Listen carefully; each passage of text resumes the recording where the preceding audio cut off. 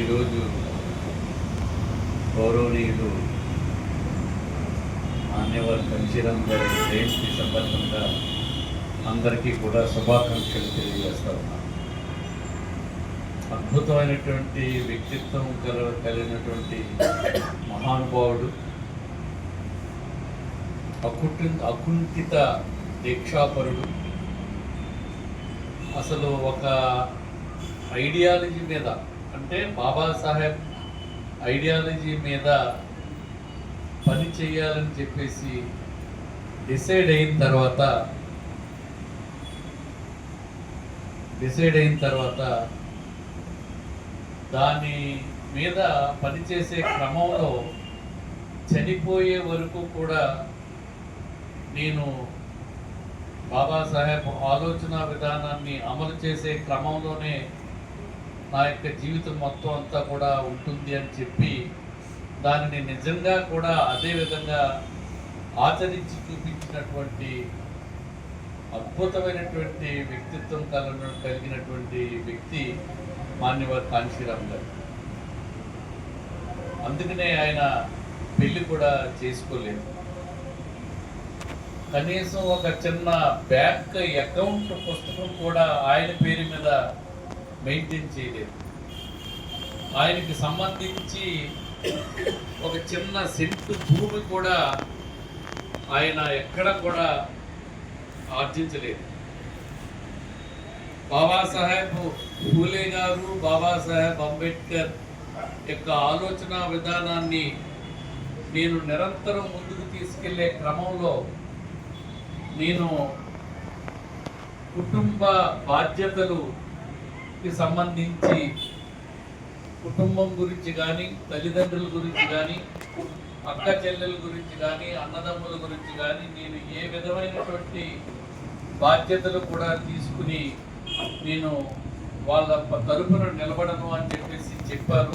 వాళ్ళ అమ్మగారితో కూడా అదే చెప్పారు, అమ్మ నేను ఈ పని మీద వెళ్తున్నాను, నన్ను ఆశీర్వదించు, నేను తిరిగి మళ్ళీ నేను ఎట్టి పరిస్థితుల్లోనూ తిరిగి నిన్ను చూడటానికి కూడా రాను, నువ్వు చనిపోయినా కూడా నేను రావను అని చెప్పి వచ్చేసినటువంటి వ్యక్తి. అంటే ఎప్పుడంటే ఇదంతా జరిగింది, ఎప్పుడంటే ఆయన ఉద్యోగంలో ఉన్నప్పుడు జరగలేదు. ఉద్యోగంలో ఇందాక మన కళ్యాణరావు గారు మాట్లాడుతూ ఆయన ఉద్యోగం చేస్తున్నప్పుడు గొడవ అయింది అది అని చెప్పారు. ఆ గొడవలో లీడ్ చేసి ఆ యొక్క మూమెంట్ని ముందుకు తీసుకెళ్తున్న క్రమంలో ఆయనకి యాక్చువల్గా మీ అందరికీ తెలియనటువంటి ఇంకొక విషయం ఏమిటంటే బాబాసాహెబ్ గురించి అస్సలు నాలెడ్జ్ లేదు ఆయనకి. ఆయన డిఫెన్స్ రీసెర్చ్ ల్యాబొరేటరీస్లో పనిచేస్తున్నప్పుడు పూణేలో పనిచేస్తూ ఉండేవారు. అప్పుడు ఆయనకి ఉద్యోగంలో ఉన్నప్పుడు సిక్ కదా, ఆయన పంజాబ్ సిక్, ఆయన పంజాబ్లో పుట్టారు. సేమ్ ఇదే రోజున మార్చి 15వ తారీఖున పుట్టడం జరిగింది, 91 సంవత్సరాల క్రితం. ఆయన ఉద్యోగంలోకి వెళ్తున్నప్పుడు టర్బాన్ ఉంటుంది కదా సిక్కులకి, అదేవిధంగా ఆయన వేరు చేసుకుంటూ ఉండేవారు. జుట్టు అది మామూలుగా పెద్ద గడ్డం అది మెయింటైన్ చేసుకుంటూ ఉండేవారు. ఆయన సహచరుడు బాన్స్ of one of the founder of the బాన్స్ ఆఫ్ కపాడే గారు, డికే కపాడే గారు అని ఉంటారు. ఈయన కలిసి ఫ్రెండ్షిప్. ఆయన కూడా డిఫెన్స్ రీసెర్చ్ ల్యాబొరేటరీస్లోనే సీనియర్ సైంటిస్ట్గా పనిచేస్తూ ఉండేవారు ఇద్దరు కూడా. కాంశీరామ్ గారు, కపాడే గారు, దేనా బానా అని చెప్పేసి ఇంకొక ఆయన, ఈ ముగ్గురు కలిసి ఈ బాన్స్ ఆఫ్ ఆర్గనైజేషన్ని స్టార్ట్ చేయడం జరిగింది. ఆ క్రమంలో ఈ గొడవ జరుగుతున్నప్పుడు ఒక సెంటిమెంటల్గా అటాచ్మెంట్ తోటి ఒక ఒక ట్రూ సిక్గా ఉన్నటువంటి మాన్యవర్ కాంశీరామ్ గారికి బాబాసాహెబ్ పట్ల అసలు అవగాహన లేదు ఆ సమయంలో ఆయనకి. కానీ ఆయనకి అప్పుడు బ్యాచిలర్స్గా ఉండేవారు కదా, అప్పుడు కపాడే గారి ఇంటి దగ్గరికి వెళ్ళి అక్కడే ఉండేవారు, అక్కడే పడుకుంటూ ఉండేవారు. అప్పుడు బాబాసాహెబ్ అంబేద్కర్ యొక్క ఫోటో ఆయన ఇంట్లో ఉంటే ఆయన చూసి ఎవరు మీ తాతగారా అని అడిగాడు ఫస్ట్ టైం. అంటే ఇది ఉద్యోగంలో జాయిన్ అయినటువంటి కొత్త సమయంలో, నేను మధ్యలో విషయం చెప్పట్లేదు.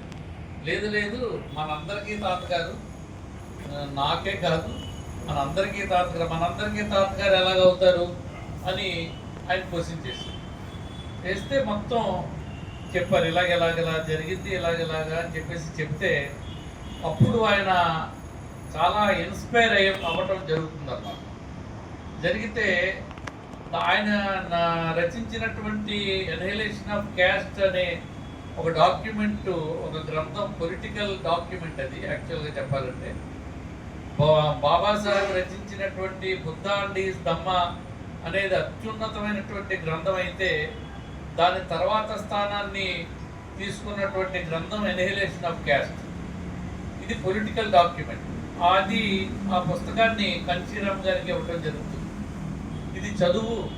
ఇది చదివితే నీకు బాబాసాహెబ్ యొక్క సిద్ధాంతపరమైనటువంటి అవుట్లుక్ మీకు అర్థమవుతుందని చెప్పడం జరిగిందన్నమాట.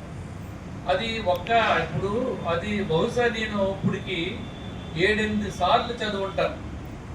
కానీ నిజం చెప్పాలంటే నాకేం అర్థం కావట్లేదు. దాంట్లో ఉన్నటువంటి లోపల ఉన్నటువంటి కంటెంట్, లేకపోతే వాడినటువంటి పదజాలము, లేకపోతే దాన్ని తీసుకున్నటువంటి, అంటే caste is a double-edged weapon అని చెప్తారు. Caste is a notion of feeling అని చెప్తారు. Caste never exist in a singular form అని చెప్తారు. Caste always exist in a plural form అని చెప్తారు. ఇలా రకరకాలైనటువంటి సిద్ధాంతపరమైనటువంటి అంశాలు దాంట్లో ఉంటాయి. అది ఇప్పటికీ కూడా నాకు అర్థం కానటువంటి పుస్తకం ఏదైనా ఉందంటే ఎన్హలేషన్ ఆఫ్ క్యాస్ట్. అంటే నా మైండ్ అంత ఎదగలేదేమోనని నేను ఇప్పటికీ కూడా అని అనుకుంటూ ఉంటాను. చాలాసార్లు చదివాను, ఇప్పటికీ కూడా చాలాసార్లు ట్రై చేస్తూ ఉంటాను, బట్ డైజెస్ట్ కావటం లేదు. సాధారణంగా ఒక సైంటిఫిక్ థియరీ ఏముంటుందంటే, ఒక డాక్యుమెంట్ని, ఒక పుస్తకాన్ని 21 టైమ్స్ చదివితే ఖచ్చితంగా అర్థమవుతుంది అని చెప్పేసి ఉంది. నాకు అసలు వెళ్ళటం లేదు ముందుకి. అటువంటి నాకు, అంటే నేను అజ్ఞానం ఉంది కాబట్టి నాకు అర్థం కాకపోవచ్చు, అది వేరే విషయం. కన్షీరామ్ గారు 1 నైట్లో దాన్ని చదివేసేసి చాలా అద్భుతంగా ఉంది ఈ యొక్క గ్రంథం అని చెప్పేసి దాన్ని ఎన్ని టైమ్స్ చదివారో ఆయనకే తెలియదు. అన్ని టైమ్స్, మెనీ ఏ టైమ్ ఈ గో త్రూ దట్ బుక్ అనమాట. ఎన్హలేషన్ ఆఫ్ క్యాస్ట్, కుల నిర్మూలన అనే పుస్తకం. మర్చిపోయిందని అసలు సిస్టము, ఒక ఇండియన్ సిస్టమ్ ఈ విధంగా ఉందా, ఇది ఎంత భయంకరమైనటువంటి బద్దలు కొట్టలేనటువంటి వ్యవస్థ ఇది, దీన్ని మనం బద్దలు కొట్టవలసినటువంటి పని మన మీద ఉందన్నమాట అని ఆ రోజున ఆయన నిర్ణయించుకోవడం జరిగింది. అప్పుడు కపాడే గారు కొన్ని రోజులు పోయిన తర్వాత అంత బాగానే ఉంది కన్షీరామ్ అంటే, ఆయనకు ఉన్నటువంటి drastic way of approach, immediate taking decisions గురించి ఒక చిన్న ఎగ్జాంపుల్ ఏమిటంటే, అది ఆయనకు ఉన్నటువంటి టర్బన్, గడ్డము, మీసాలు అన్ని చూసి కన్షీరామ్, ఇది నీకు అవసరం అయింది, ఈ టర్బన్, ఈ గడ్డం, అది నీకు అంత అవసరం అయింది, ఇంత అవసరం ఉందా దీనికి అని అన్నారట. అంతే. అంటే ఈయన వెంటనే అది అంత బాగోలేదా, అయితేనే అవసరం లేదా అయితే అని చెప్పేసి వెంటనే వెళ్ళిపోయి కటింగ్ షాప్కి వెళ్ళిపోయి మొత్తం కట్ చేసేసుకుని, మామూలుగా మనం ఎలాగుంది పాపిడి తీసుకుని అలా తీసుకుని వచ్చేసి ఇంటికి వచ్చిన తర్వాత ఎవరు నువ్వు అని ఈయన అడుగుతుంటే, ఈయన కన్షీరామ్ అంటే సడన్గా చూస్తే ఎలా కనిపిస్తుంది, అంత డ్రాస్టిక్ స్టెప్స్ అనమాట. ఏమన్నా ఒక తీసుకుంటే చాలా చాలా దుందుడుకు మనస్తత్వం కలిగినటువంటి వ్యక్తిత్వం ఉన్నటువంటి మహానుభావుడు ఆయన. అటువంటి వల్లనే ఆయన రాజకీయంగా దేశ ప్రజలందరినీ కూడా ఏకతాటిపైకి తీసుకురాగలిగినటువంటి అద్భుతమైనటువంటి శక్తి సంపన్నత్వం కలిగినటువంటి మహానుభావుడుగా మనం చెప్పుకొని తీరవలసినటువంటి అవసరం ఉంది. ఎందుకంటే ఒక ఎన్హలేషన్ ఆఫ్ క్యాస్ట్ అనే పుస్తకాన్ని చదవటం ద్వారా భారతదేశంలో ఉన్నటువంటి ఈ అణగారిన కులాలు ఏమైతే ఉన్నాయో వాళ్ళందరినీ కూడా కలపవలసినటువంటి అవసరం ఉంది అని ఆలోచించి, అప్పుడే బీసీ, ఎస్సీ, ఎస్టీ వీళ్ళ నుంచి మతం మార్చుకున్నటువంటి మైనారిటీలుగా పిలువబడుతున్నటువంటి ఈ ముస్లిమ్స్, క్రిస్టియన్స్, సిక్కులు, బౌద్ధులు ఎవరైతే ఉన్నారో వాళ్ళందరూ కూడా బీసీ, ఎస్సీ, ఎస్టీ నుంచే మత మార్పిడి చేసుకున్నారు తప్పించి వేరే విధమైనటువంటి వాళ్ళు కాదు. వీళ్ళందరినీ కలిపి ఆర్గనైజ్ చేస్తేనే మనం ఈ దేశంలో రాజ్యాధికారాన్ని సాధించగలం. కానీ ఏ ఒక్క కులం అనే ఒక్క కులం వలన ఎట్టి పరిస్థితుల్లోనూ జాతి ఐక్యం అవ్వదు.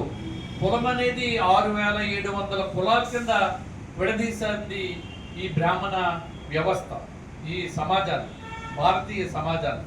సో ఇన్ని వేల కులాలుగా విడదీసినటువంటి వాళ్ళు ఏ కులానికి ఆ కులం ఆర్గనైజ్ అయితే ఎట్టి పరిస్థితుల్లోనూ మన రాజ్యాధికారాన్ని సంపాదించలేము. కాబట్టి కులాలన్నింటినీ కలపవలసినటువంటి అవసరం ఉంది. కులాలన్నింటినీ కలపటం అనేది ఒక gigantic task. Universal thumb rule ఏం చెప్తుందంటే 30% of the people society, 30% of the సొసైటీని కానీ మనం ఆర్గనైజ్ చేయగలిగితే రాజ్యాధికారాన్ని హస్తగతం చేసుకోవచ్చని బాబాసాహెబ్ అంబేద్కర్ యొక్క ఆలోచన నుంచి ఆయన ఎసెన్స్ని గ్రాస్ప్ చేసి పట్టుకుని అప్పుడు బీసీ, ఎస్సీ, ఎస్టీస్ అందరినీ కలపవలసినటువంటి అవసరం ఉందని ఒక సైద్ధాంతిక పరమైనటువంటి ఆలోచనతోటి ఆయన అడుగులు ముందుకు వేయటం జరిగింది. అదేవిధంగా ఆ విధంగానే ముందు ఒక సోషల్ ఆర్గనైజేషన్ స్టార్ట్ చేసి తర్వాత 84లో ఆయన బహుజన సమాజ్ పార్టీని స్థాపించడం జరిగింది. ఆ కాన్సెప్ట్ 30% ఆఫ్ ది ఓట్స్ని ఉత్తరప్రదేశ్ అనేది 84 ఎంపీ సీట్స్ ఉన్నాయి. గుండెకాయను పట్టుకోవాలి. గుండెకాయను పట్టుకుంటే మొత్తం దేశం ఎర్ర జెండా, ఎర్రకోట మీద నుంచి మన జెండాని మనం ఎగరేసుకోవచ్చు ఖచ్చితంగా అని చెప్పేసి అన్నీ కూడా ఒక శాస్త్రీయ పద్ధతిలోనే, సైంటిఫిక్ వేలోనే ఆయన వెళ్ళటం జరిగింది. కాబట్టి ఆయన చాలా ధన్యుడు. ఎందుకంటే అందరూ మాట్లాడితే ఏమని చెప్పారంటే బాబాసాహెబ్ అంబేద్కర్ యొక్క ఆలోచనల్ని ఆచరణ రూపంలో పెట్టినటువంటి నిజమైనటువంటి అద్భుతమైనటువంటి అంబేద్కర్ వాది కాన్షీరామ్ గారు.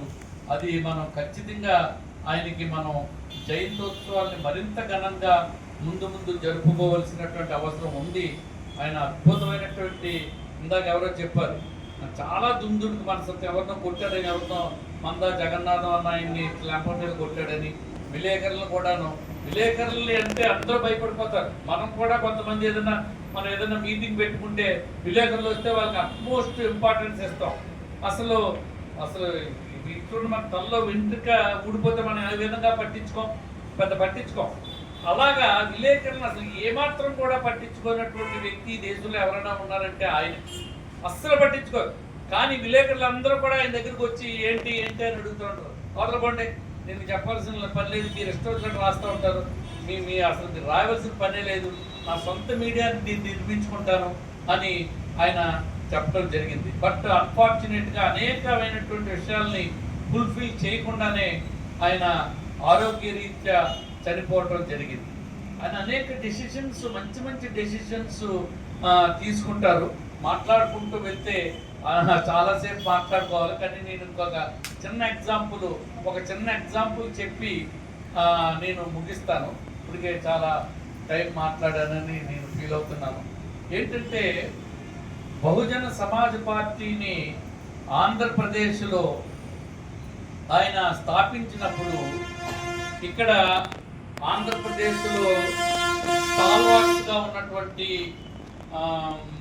బొజ్జా తారకం గారు కానీ, కత్తి పద్మారావు గారు కానీ, లేకపోతే తర్వాత వచ్చినటువంటి కేజీ సత్యమూర్తి కానీ, లేకపోతే ఇంకా కొంతమంది బీసీ కులాలకు సంబంధించినటువంటి టాప్ మోస్ట్ నాయకులు ఎవరైతే ఉన్నారో ఆ రోజుల్లో, ఆయన పేరు ఒక గౌతలచ్చన గారు, సుందరయ్య యాదవ్ గారు కాకుండా ఇంకొక ఆయన జడ్జి ఉండేవారు కదా, పెద్ద ఆయన లావు బిఎస్ఏ స్వామి గారు కానీ, ఇటువంటి వాళ్ళందరూ కూడా వచ్చారు. కానీ ఇక్కడ ఏంటంటే మనం అందరం కూడా తెలుసుకోవాల్సింది ఏంటంటే బహుజన సమాజాన్ని నిర్మిద్దాం అని ఆలోచనతో వచ్చినటువంటి వ్యక్తి కాన్షీరామ్ గారు. అంటే సమాజాన్ని నిర్మించాలి అని అనుకున్నటువంటి వ్యక్తికి ఏ విధంగా నిర్మించాలనే ఒక ఆలోచన ఆయనకు ఉంటుంది. అది ఇప్పుడు సపోజ్ ఫర్ ఎగ్జాంపుల్ ఇక్కడ అంబేద్కర్ భవనం కట్టాలి, లేకపోతే బుద్ధ విహారం కట్టాలి, లేకపోతే ఒక ఇల్లు కట్టుకోవాలి అని అనుకున్నటువంటి వ్యక్తికి ఆ ఇల్లు ఏ విధంగా కట్టాలి, ఎన్ని రూమ్స్ ఉండాలి, ఏ విధంగా స్లాబ్ వేయాలి, ఎంత ముందు ప్లేస్ వదలాలి, ఎలా ఉండాలి, అన్ని రకాలైనటువంటి ఆలోచనలు కట్టే వ్యక్తికే ఉంటాయి. బయట ఉన్నటువంటి వ్యక్తులకి, అక్కడికి వచ్చి చూసి వెళ్తున్నటువంటి వ్యక్తులకి తెలియదు కదా. ఎవరైతే కడదామనుకుంటారో వాళ్ళకు ఉంటుంది ఆ ఆలోచన. అదే ఆలోచనతో ఆయన ఉన్నప్పుడు పర్టికులర్గా ఆంధ్రప్రదేశ్కి సంబంధించి వచ్చినప్పుడు అక్కడ అలయన్స్ తెలుగుదేశం పార్టీ తోటి ఆ టైంలో పెట్టుకోవటం జరిగింది. ఎప్పుడది 1994 ఎక్కడో ఆ టైంలో పెట్టుకున్నప్పుడు అలయన్స్ పెట్టుకుంటే దాన్ని మన అప్పుడు ఆంధ్రప్రదేశ్ లీడర్షిప్ ఎవరైతే ఉన్నారో పంచాయత్ హార్పన్ గారు కానీ, లేకపోతే కత్తి పద్మారావు గారు కానీ, లేకపోతే గౌతు లచ్చన్, ఇటువంటి వాళ్ళందరూ కూడా అజిటేటివ్ మూడ్ తోటి ఆయన్ని అపోజ్ చేశారు. అది చాలా హిస్టారికల్ మిస్టేక్ అనమాట. ది పొలిటికల్ స్టెప్స్ ఆయన తీసుకున్నటువంటి స్టెప్ని స్వాగతించాలి. అప్పుడు కానీ మనం మన యొక్క బహుజన కులాలు, ఓబీసీ, ఎస్సీ, ఎస్టీ కులాలు కానీ అప్పుడు కానీ మన అసెంబ్లీలోకి అడుగు పెట్టుంటే 1994లోనే ఈ రోజుకి మన పరిస్థితి ఏ విధంగా ఉంటుందో ఒకసారి అర్థం చేసుకోండి. దగ్గర మనకి 42 సీట్లు ఎన్నో ఇవ్వడానికి అప్పుడు తెలుగుదేశం పార్టీ ఎన్టీ రామారావు నాయకత్వంలో ముందుకు వచ్చింది. 42 సీట్లు ఇవ్వడానికి వస్తుంటే మన వాళ్ళందరూ అందరూ కూడా అపోజ్ చేస్తే విసిగిపోయాడే. దేశ రాజకీయాలనే మలుపు తిప్పి అద్వానీ, వాజ్పేయి ఇటువంటి దురంధులైనటువంటి వాళ్ళకే మతి పోగొట్టే చతురత ఉన్నటువంటి కాంశీరామ్ గారు, వీళ్ళు మన నాయకులను మనం విమర్శించుకోవటం అనేది మనకు పద్ధతి కాదు. కానీ తారకం గారు లాంటి వాళ్ళు కానీ, లేకపోతే పద్మారావు గారు లాంటి గ్రేట్ పర్సనాలిటీస్ని విమర్శించేంత స్థాయి మనకు లేదు. కానీ బట్ ఆ రోజు వాళ్ళు చేసింది మాత్రం చారిత్రక తప్పిదం. ఆ తప్పిదం వలన ఇప్పటికీ కూడా పొలిటికల్గా స్టెబిలిటీ లేకుండా ఈ బహుజన కులాలన్నీ కూడా వెళ్తూ ఉన్నాయి. We must learn lessons from the history అని ఒక బాబాసాహెబ్ అంబేద్కర్ ఉవాచం ఉంది. అంటే చరిత్ర నుంచి మనం పాఠాలని మనం నేర్చుకోవాల్సినటువంటి అవసరం ఉంది. ఏమిటది? పొలిటికల్ అలయన్స్ వేరు, ఎలక్ట్రల్ అలయన్స్ వేరు అనే 2 డిఫరెన్స్ ఉన్నాయి. దాంట్లోని అర్థం తెలియకుండా సిద్ధాంతపరంగా అలయన్స్ వేసుకోవటం వేరు, పొలిటికల్ అలయన్స్ వేరు. అది కాంశీరామ్ గారు పొలిటికల్ అలయన్స్ కాదు ఎలక్ట్రల్ అలయన్స్ తీసుకున్నారు. ఎలక్షన్లకు సంబంధించినటువంటి ఎలక్ట్రల్ అలయన్స్ తీసుకున్నారు తప్పించి దాన్ని ఖచ్చితంగా మన వాళ్ళు సంఘీభావం వ్యక్తీకరించి ఉంటుంటే ఈ బహుజనులకు సంబంధించినటువంటి రాజకీయ భవిష్యత్తు చాలా అద్భుతంగా ఉండేది. అది అన్ఫార్చునేట్గా మనం దాన్ని కోల్పోవడం జరిగింది. కాబట్టి ఇక ముందు రాబోయే రాజకీయాలు నడిపిస్తున్నటువంటి వాళ్ళు ఎవరైతే ఉన్నారో వాళ్ళు తీసుకున్నటువంటి స్ట్రాటజీస్ ఏమైతే ఉంటాయో దానికి అనుగుణంగా మిగిలిన వాళ్ళు ఫాలో అవ్వాల్సినటువంటి అవసరం ఉంటుందని, ఎవరి ఆలోచన విధానానికి తగ్గట్టుగా వాళ్ళు కాకుండా పొలిటికల్గా తీసుకునేదానికి మనం ఖచ్చితంగా మద్దతు ప్రకటించవలసినటువంటి ఆవశ్యకత ఉందని కాంశీరామ్ గారి జయంతి సందర్భంగా మీ అందరికీ ఇది గుర్తు చేస్తూ నేను ముగిస్తా ఉన్నాను. Thank you very much.